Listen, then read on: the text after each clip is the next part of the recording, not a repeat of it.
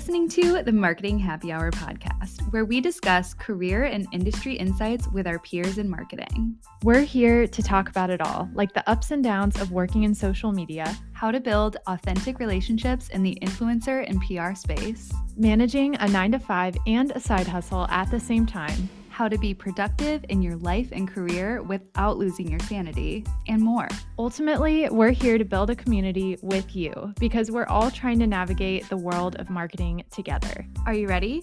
Grab your favorite drink and join your hosts, Cassie and Erica, for this week's episode.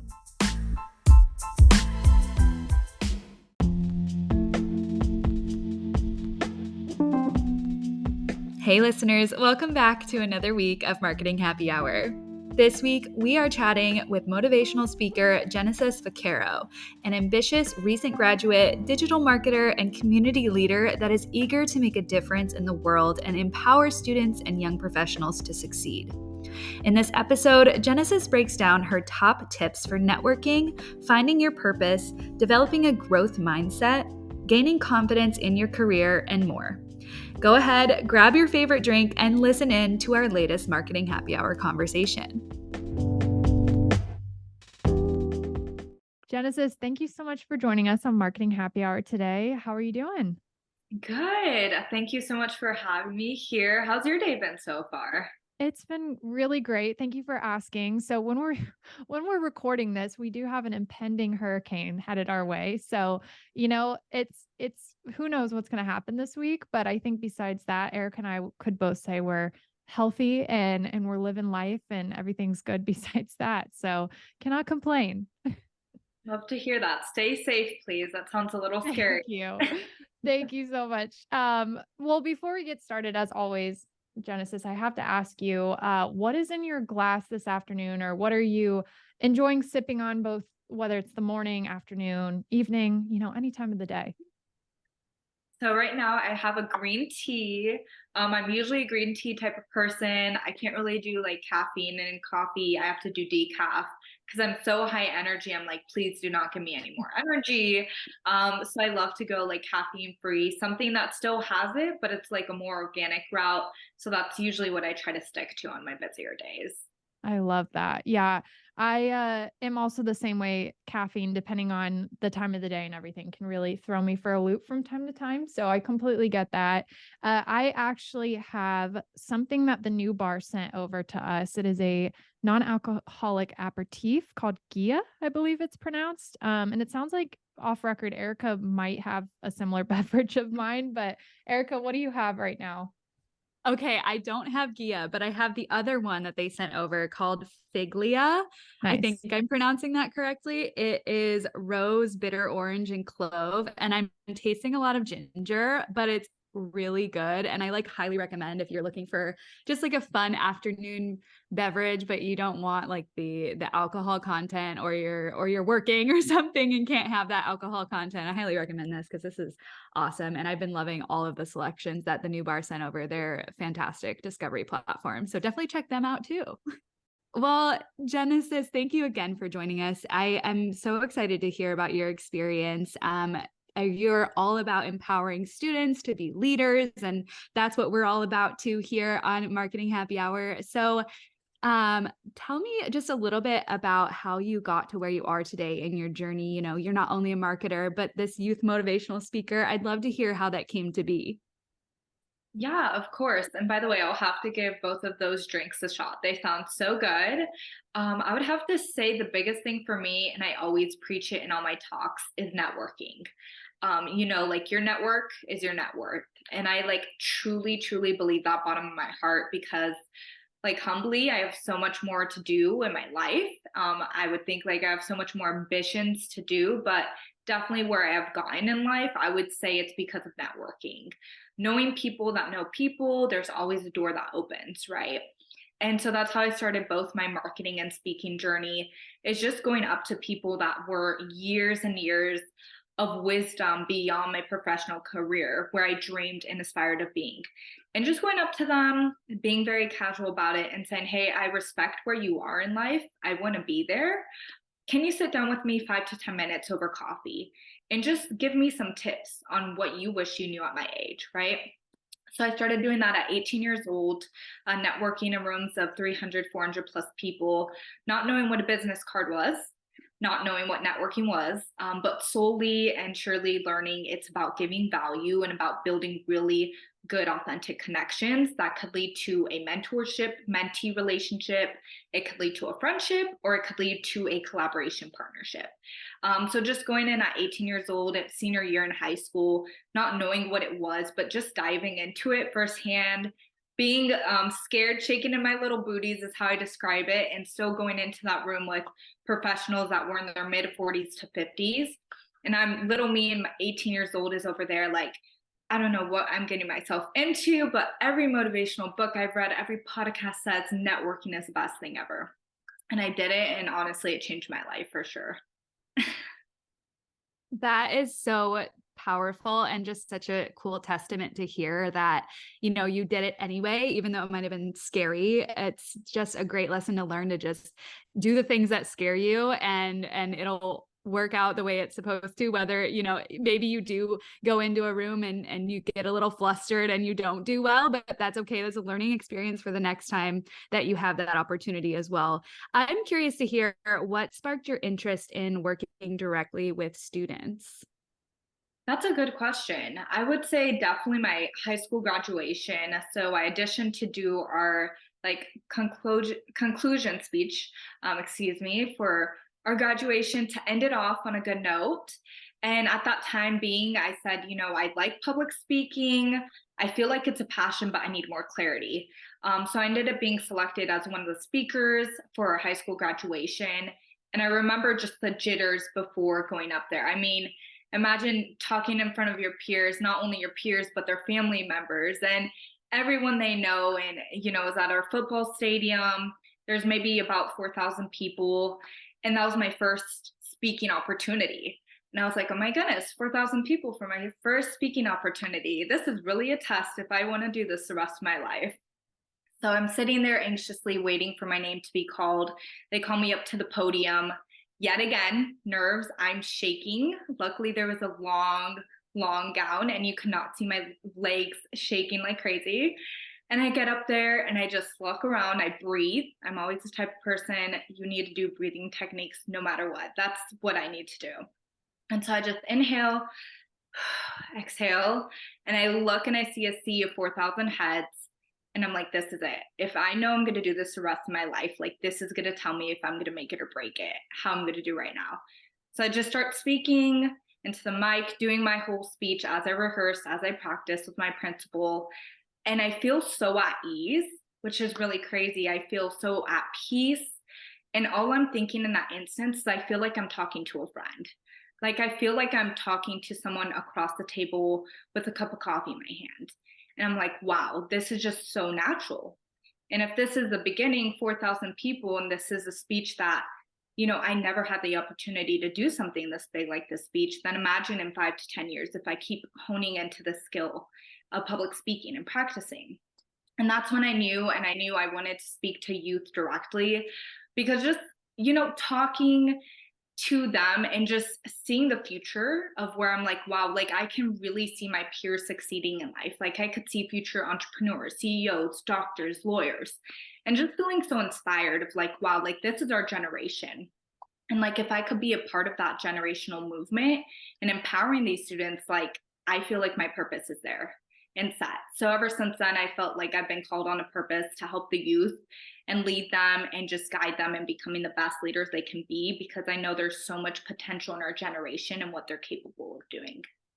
Yeah, absolutely. Could not agree more. And it's really cool that you're able to kind of pinpoint back to that crucible moment or that pivotal moment that kind of helped you define exactly what you want to do and what your purpose is personally you feel for your life. So that's amazing. And kudos to you for that. Cause I know sometimes that's a challenge to discover exactly what that is. And that's something that I think is ever changing over time, of just that iteration of what that purpose is. But speaking of that generation that you're speaking to, I know confidence is something that is so crucial for that group of young students to build, especially with the age of social media and all of these different influences that they have in their lives.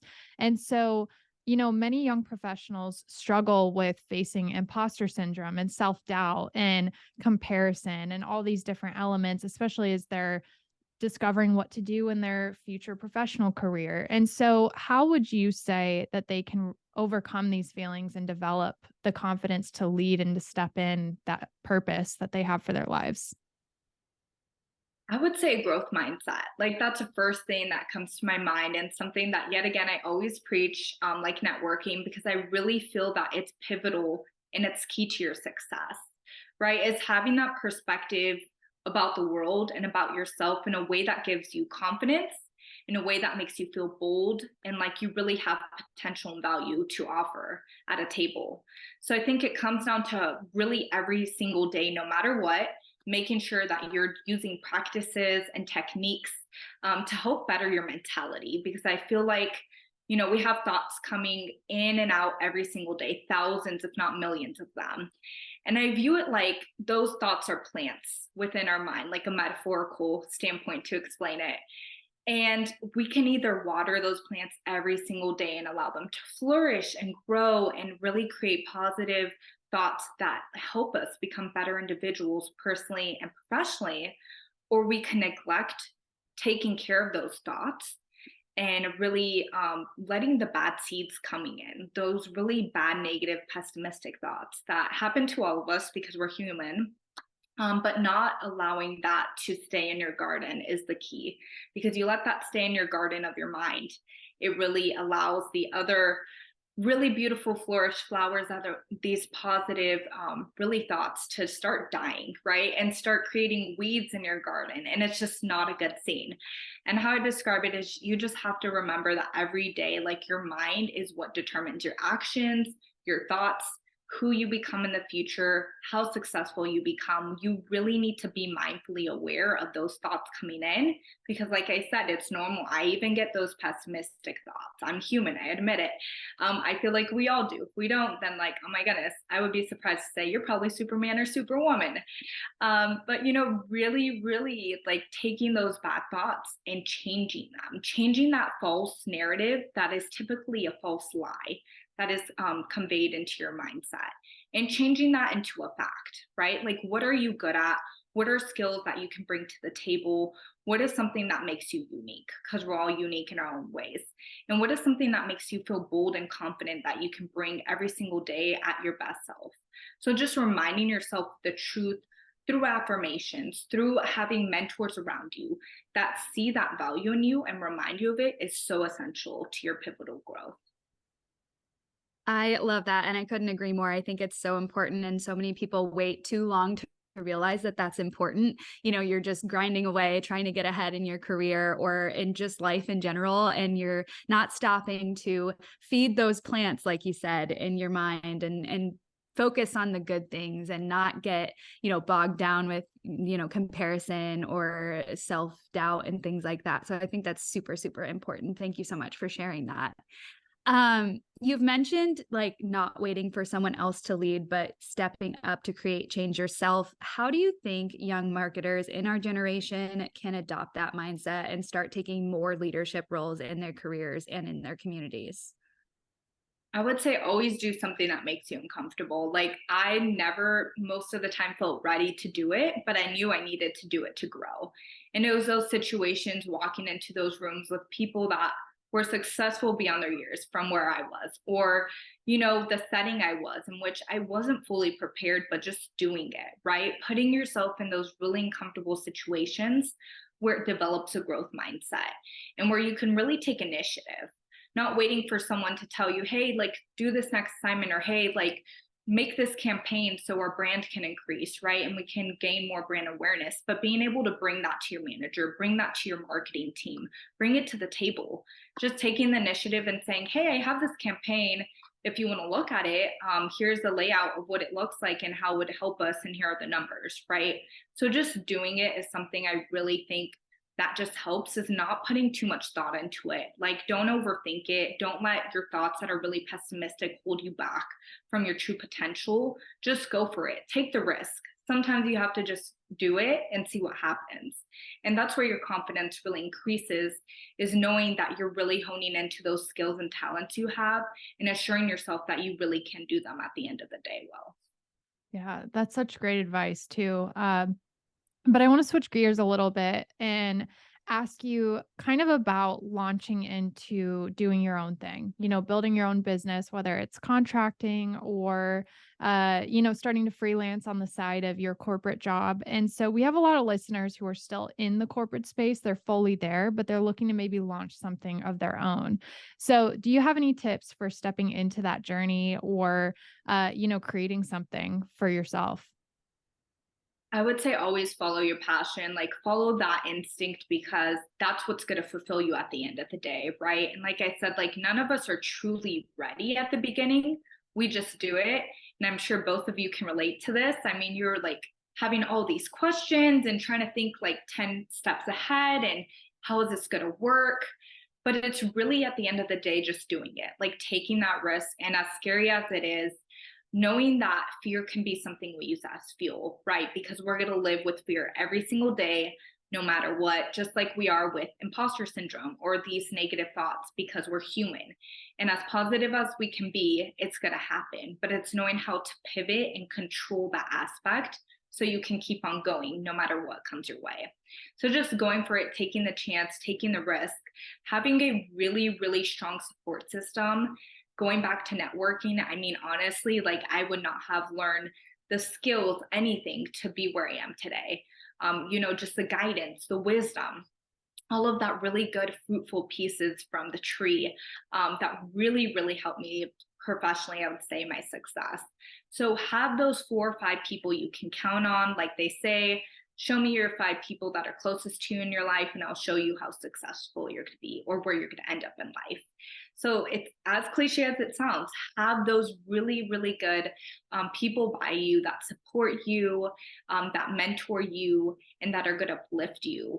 Because at the end of the day, even if, we take the risk and we decide to do it, we can't do it alone, right?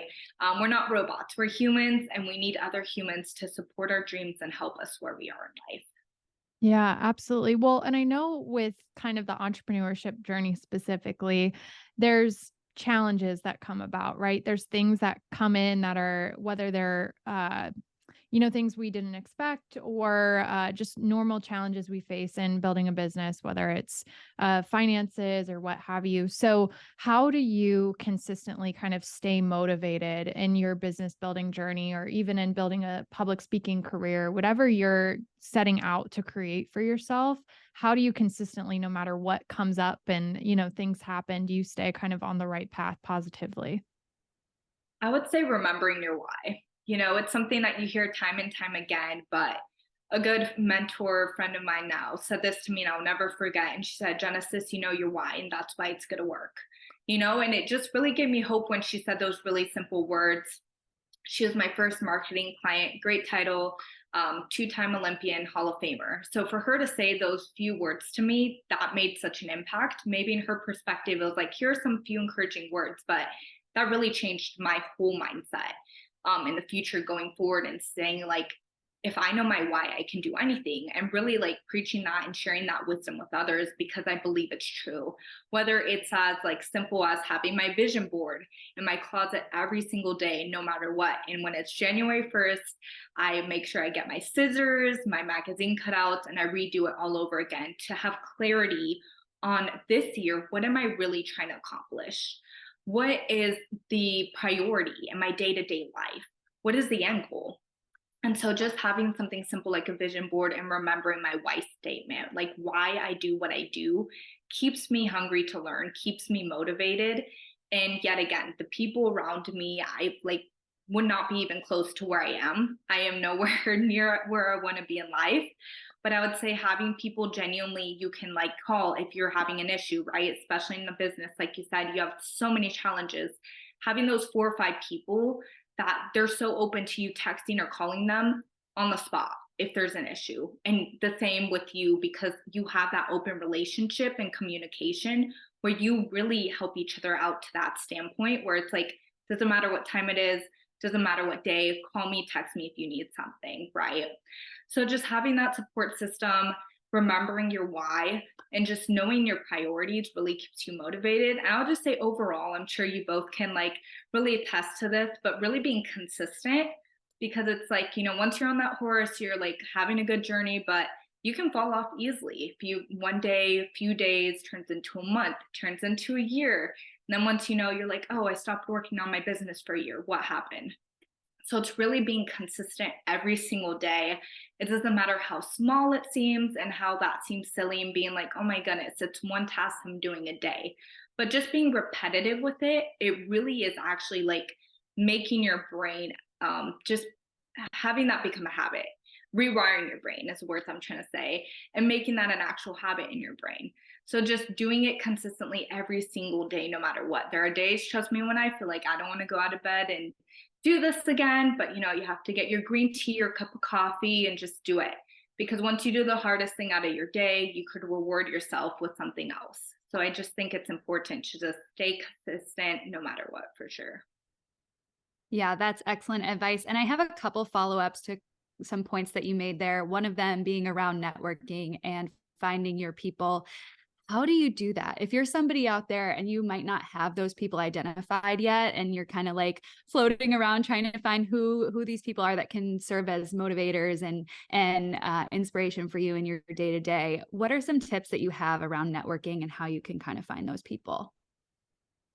I would say you could find those people anywhere. I know that's broad, but I'll hold it down into like a few places. But I say everywhere, because really there is so much potential for building relationships with people everywhere. I mean, think about it, like on a day-to-day basis, whether it's traveling or coffee shops. Those are places I've actually met people. And it's taking initiative, right?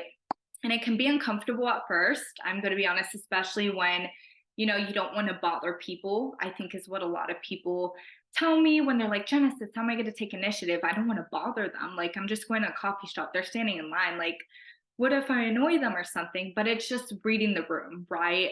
And the first thing I always say is like, you know, I bring up small talk and I notice something. Usually it's a compliment. It's like, oh my goodness, like I have that same purse at home. Like, I love it. It holds all my necessities. And then that small talk turns into much more. And it's like, hey, excuse me. And I always say it very politely and ask them, you know, what do you do professionally?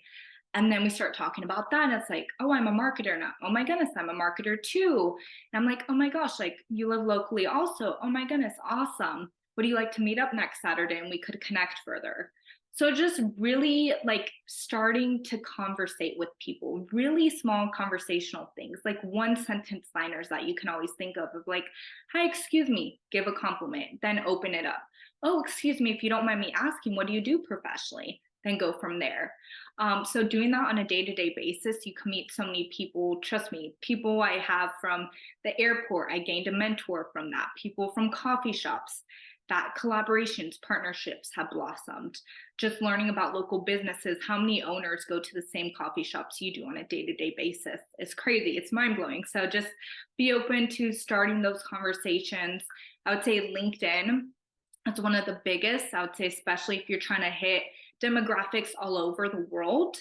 I would say it's an amazing way to connect with others. Definitely sending those precise messages when you connect, and just being open to initiating. Like I say, never wait for someone to make the introduction to you, because you may have lost your opportunity.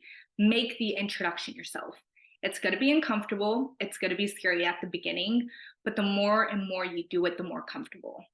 And that's what I've done. At first, it was uncomfortable, trust me, to, you know, talk to people that I've never met. But the more you do it, the more natural it becomes, where it's like making a cup of coffee, making your green tea, making yourself that bagel with cream cheese you like.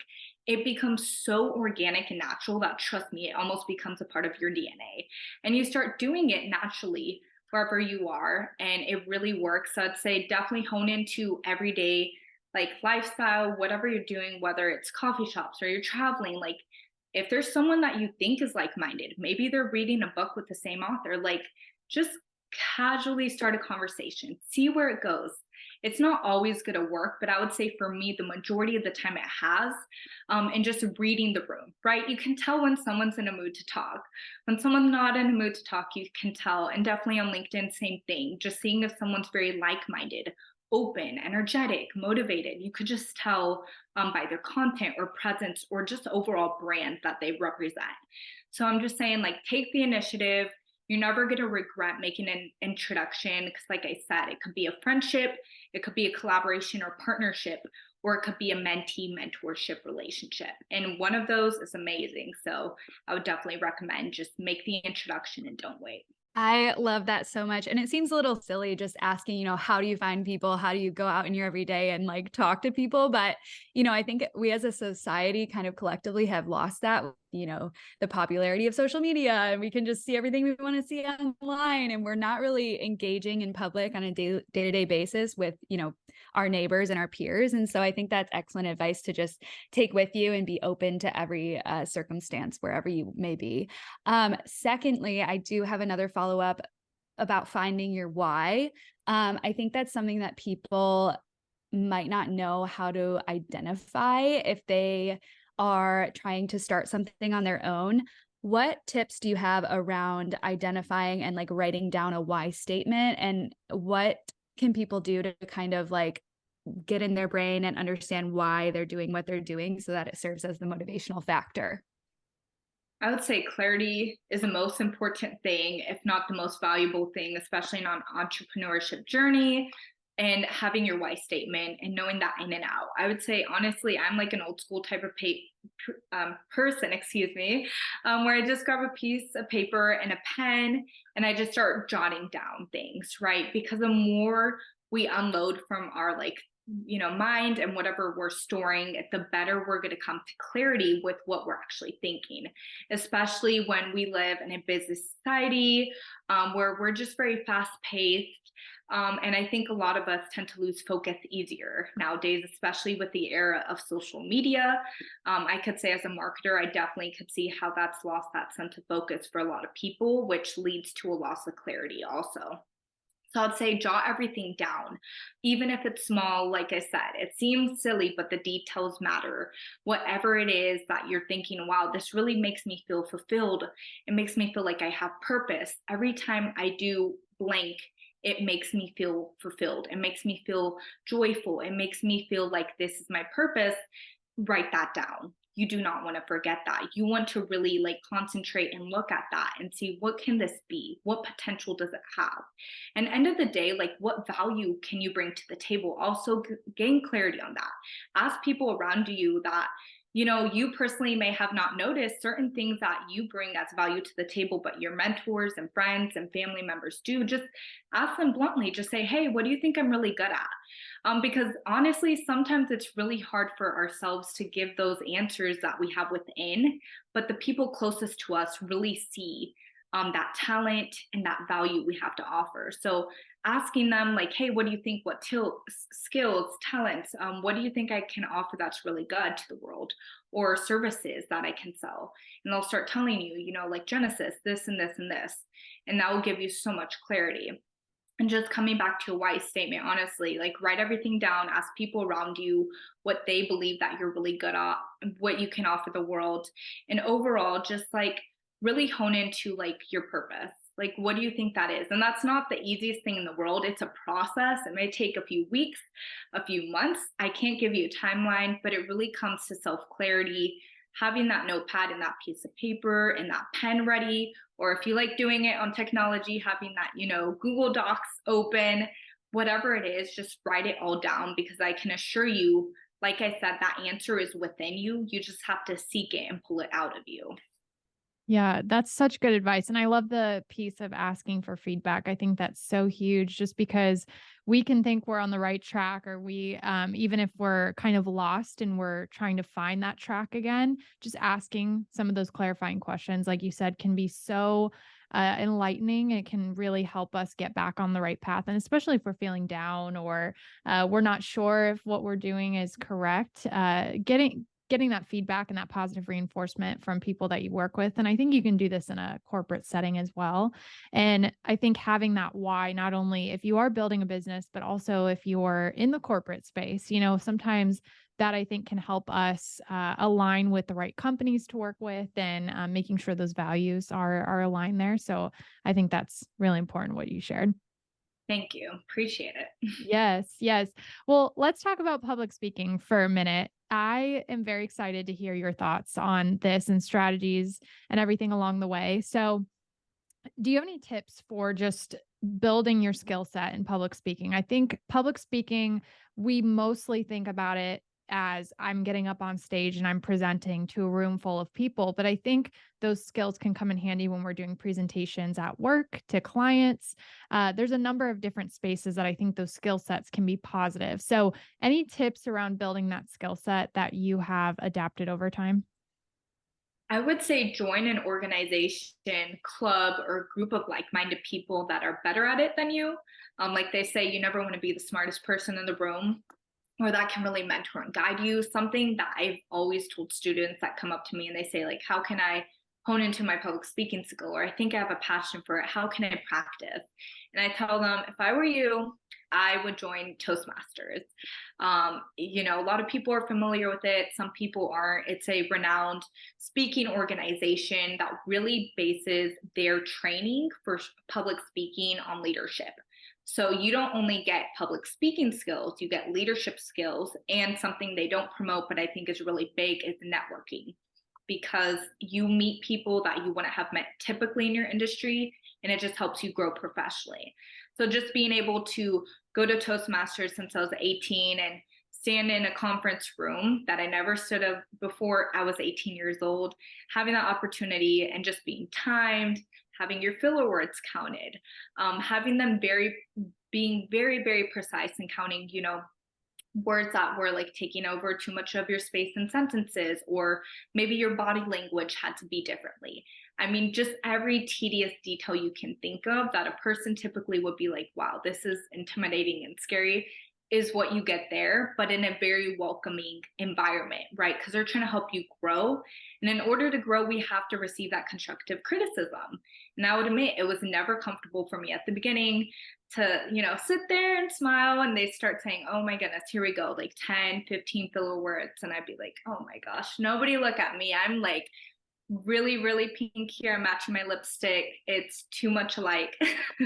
So just being uncomfortable and learning to be comfortable then in the future in those situations helped. Also practicing in front of a mirror. It sounds really cheesy, but being able to see the way you do facial expressions, the way you use body movement, the way you just talk and convey a message is really important. So just when you're getting ready for the day, doing a little something, a little improv, maybe you're practicing for a podcast. Maybe it's going to be something that you're going to be doing for a live. Maybe it's something that you're going to be doing for a social media platform, right? And just having that practice on a day-to-day basis in front of your mirror is great. Or even in front of, friends and mentors in your community that can take the time to really listen to you. And maybe it's something that you've rehearsed. So always practicing every single day, finding a way to do public speaking. For me, one of the biggest things has been networking on the go, where I'm at a coffee shop, I'm at an airport, and I'm communicating to someone I've never met. And, that's a really uncomfortable situation. And you're just on the standpoint where you don't know if they're going to ask you something about yourself professionally, or you are doing it literally just on the go. So doing something that I would say puts you outside of your box with public speaking helps you improve that confidence.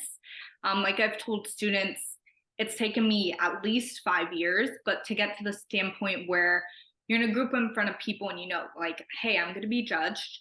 I don't know what way I'm going to be judged, but I tell them the best thing I can do is know that you're going to take my message away from this and you're not going to be focused on me as a person, right? And then the day just believing that, right? No matter what room I walk into, I know I'm going to be judged. I'm a human, but not focusing on the judgment, whether it's positive or negative, but on the message. How well is that message going to be conveyed is really important.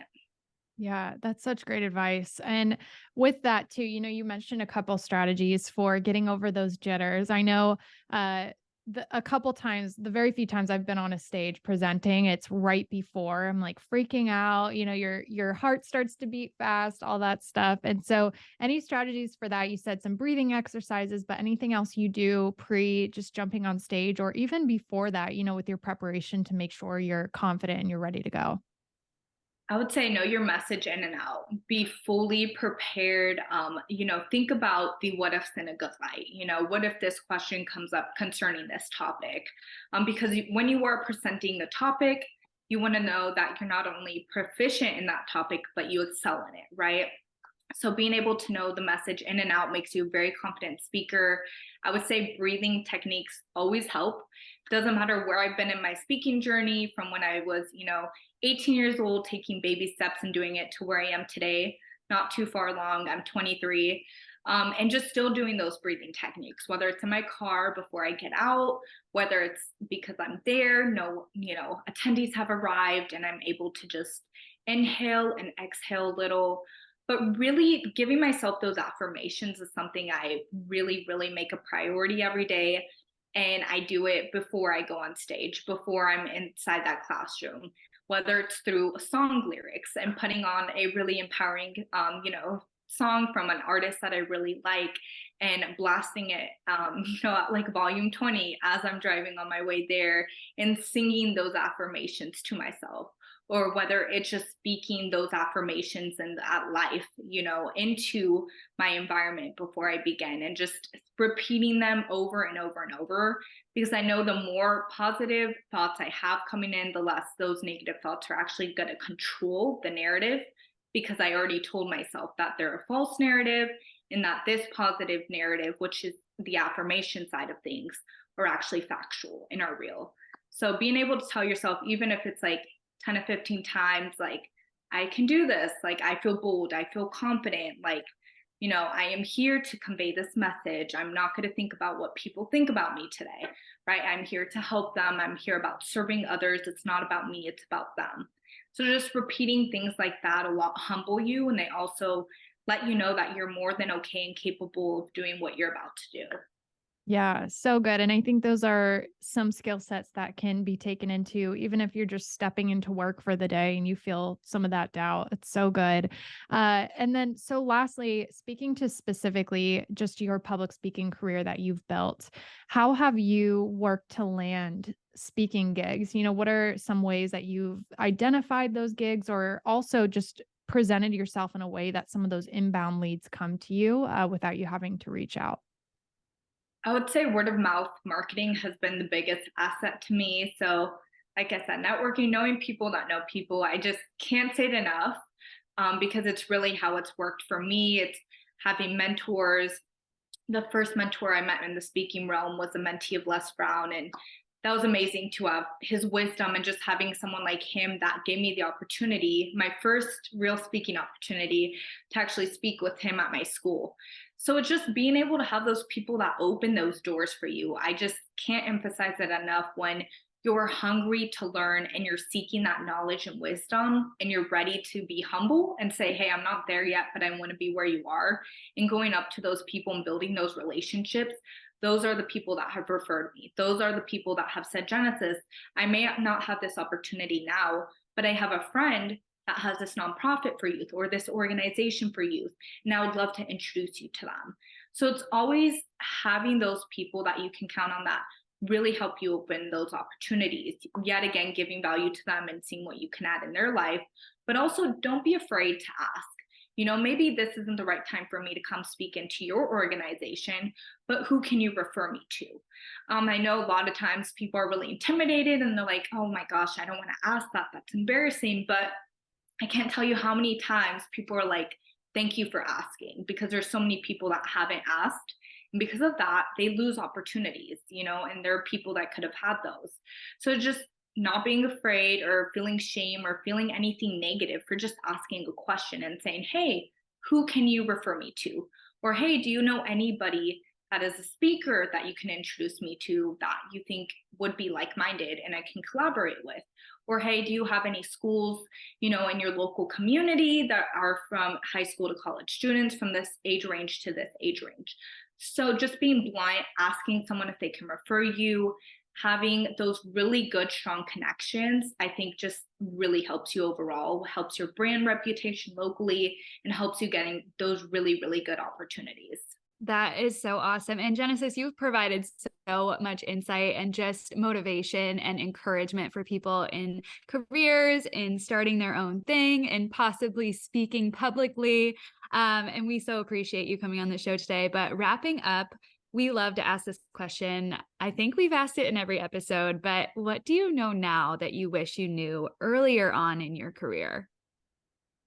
I would say, yet again, it has to be networking. I have to just say that every time because, all my jobs I've had, just where I've grown in life, it's been through people and it's just taking the initiative. I would tell myself when I'm younger, especially, don't wait for the introduction, which I think I would do when I was younger. To be quite honest, I'd be waiting for this mentor to introduce me to this other person in the room that I read their book or I knew who they were or knew about them and their brand or the company. But just knowing now, like, I wish I could tell myself, Genesis, just like go ahead and do it. Like, you're going to maybe get rejected at times, and that's okay. You have to move on with resilience and that growth mindset. But more of the time, people want to help people. And that's what I've realized. And it's just like, go for it, take the risk, because good things happen when you're hungry to learn and when you're really polite about it and the person, you've already did your research and, you respect the person, you respect their time. You're going to be more than okay and in getting that time for them, right? And getting that mentorship and showing that you really can be a mentee to them. So just go for it, make the introduction. You never know who you're going to meet. And those opportunities really can change your life. Oh, so good. So good. I love that quote. Don't wait for the introduction. It's so great. Thank you for that. And this was certainly the boost and the motivation I needed for my week. So thank you so much. Before we close out too, can you share with us where we can learn more about you, follow along with your life and business journey across social media platforms? So just be LinkedIn. Surprisingly enough, as a marketer, I keep it simple, but it's just Genesis Vaquero. You could find me there. I have a link tree, so you can follow, everything about information about me, my website, etc. So just go to LinkedIn, Genesis Vaquero. It's very simple. Amazing. Go follow Genesis on LinkedIn. It's a great follow. So thank you for that. Genesis, appreciate you joining us and just sharing your wisdom and motivation, as Erica said, with us. It's highly encouraging. So thank you. And we're excited to just continue to see what you build along the way. Thank you. I appreciate you both for letting me on here and having the opportunity to be here today.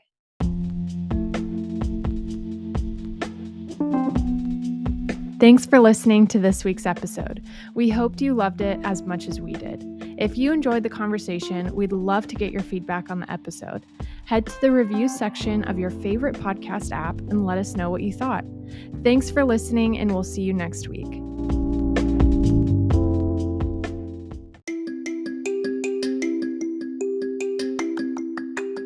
We are so excited to share that our first ever free Marketing Happy Hour digital resource is now available.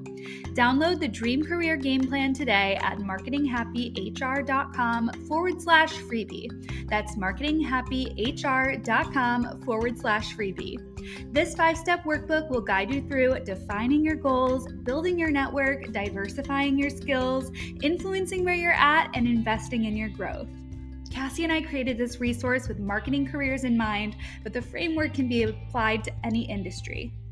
Our hope is that this workbook will help you truly elevate your career, whether you're in the market for a new position or just looking to make your mark in your current organization. No matter where this resource finds you, we are cheering you on every step of the way. So go check it out at marketinghappyhr.com/freebie to download and make your career dreams come true.